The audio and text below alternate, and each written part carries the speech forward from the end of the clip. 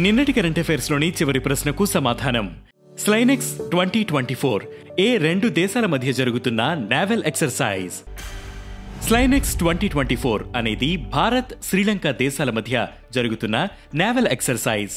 ఇరు దేశాల మధ్య సముద్ర సహకారాన్ని పెంపొందించేందుకు 2005 నుంచి నిర్వహిస్తున్న ముఖ్యమైన వార్షిక కార్యక్రమం ఇది.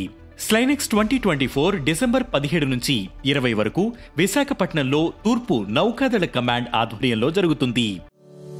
ఇక మొదటిది నేవీ సేవలకు సిద్ధమైన ఐఎన్ఎస్ నిర్దేశక్. డిసెంబర్ 18న విశాఖపట్నంలోని నావల్ డాక్యార్డ్లో ఐఎన్ఎస్ నిర్దేశక్ ను ప్రారంభించారు. ఇది ఇండియన్ నేవీకి సంబంధించి సర్వే వెసెల్ ప్రాజెక్ట్ కింద కమిషన్ చేసిన రెండో నౌక.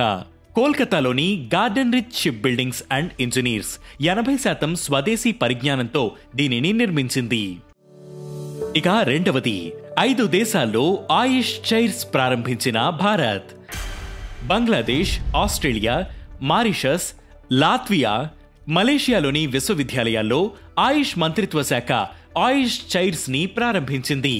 ఆయుర్వేదం, యోగా, నాచురోపతి, యునాని, సిద్ధ, సోవా రిగ్పాతో పాటు హోమియోపతికి సంబంధించిన పరిశోధనలకు, వీటి పట్ల ప్రజల్లో అవగాహనను పెంపొందించడానికి ఇవి ఉపయోగపడనున్నాయి.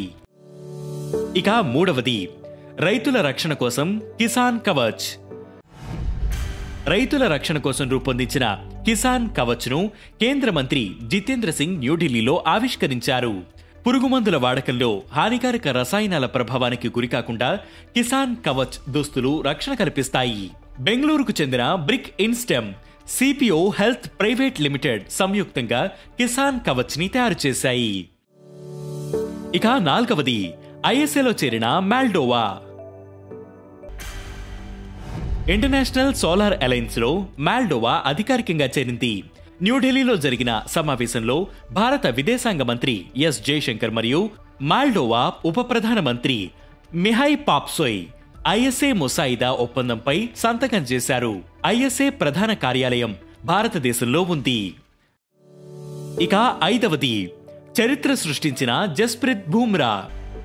ఆస్ట్రేలియా గడ్డపై అత్యధిక టెస్ట్ వికెట్లు పడగొట్టిన భారత బౌలర్గా బుమ్రా నిలిచాడు. ఇప్పటివరకు ఆస్ట్రేలియాలో బుమ్రా 52 టెస్ట్ వికెట్లు పడగొట్టాడు. ఇంతకు ముందు ఈ రికార్డ్ భారత మాజీ కెప్టెన్ కపిల్ దేవ్ పేరిట ఉండేది. తాజా మ్యాచ్ తో కపిల్ దేవ్ ఆల్ టైమ్ రికార్డును బుమ్రా బ్రేక్ చేశాడు. ఇక ఈ రోజు current affairs question: missile women of India అని ఎవరిని అంటారు? ఈ ప్రశ్నకు సమాధానం మీరే కామెంట్ చేయండి.